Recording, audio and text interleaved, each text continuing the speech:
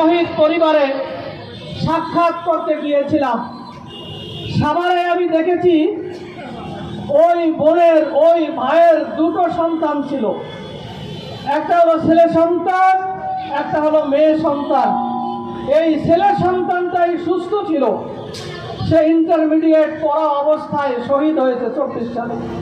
তার একটি মেয়ে, সে প্রতিবন্ধী, এখন পর্যন্ত বাবা মা ভালো করে বলতে পারে না। এই 3 মাস আগে ওই বোনের একই টাইমে 3টা সন্তান দিয়েছে আল্লাহ তাআলা। এই 3টা সন্তানের মধ্যে 2টো হলো কন্যা সন্তান, একটা ছেলে সন্তান।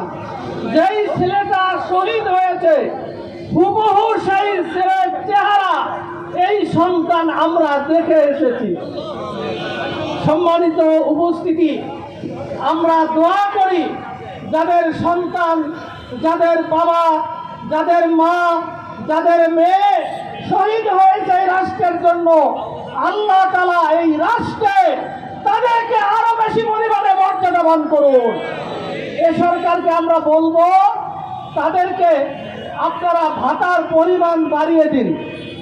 যারা শহীদ হয়েছে, আহত হয়েছে, তাদের যে ভাতা দেয়া হচ্ছে, এই ভাতা অন্তর্বর্তীকালীন সরকার যতটুকু নির্ধারণ করে গিয়েছেন, এই সরকার 1টা টাকাও বাড়ায় নাই। এই সরকারের কাছে আমরা আবেদন করব, এই শহীদ পরিবার, আহত পরিবার, তাদের জন্য ভাতার পরিমাণ বাড়িয়ে দিন। আজকের এই সাংস্কৃতিক অনুষ্ঠান এবং যে ডকুমেন্টারি প্রদর্শনী হবে, এর মধ্য দিয়ে আমরা পুরো বাংলাদেশের জনগণকে জুলাইয়ের যে চেতনা, এই চেতনাকে লালন করা, চেতনাকে ধারণ করবার জন্য পুরো জাতিকে আমরা অনুরোধ করব।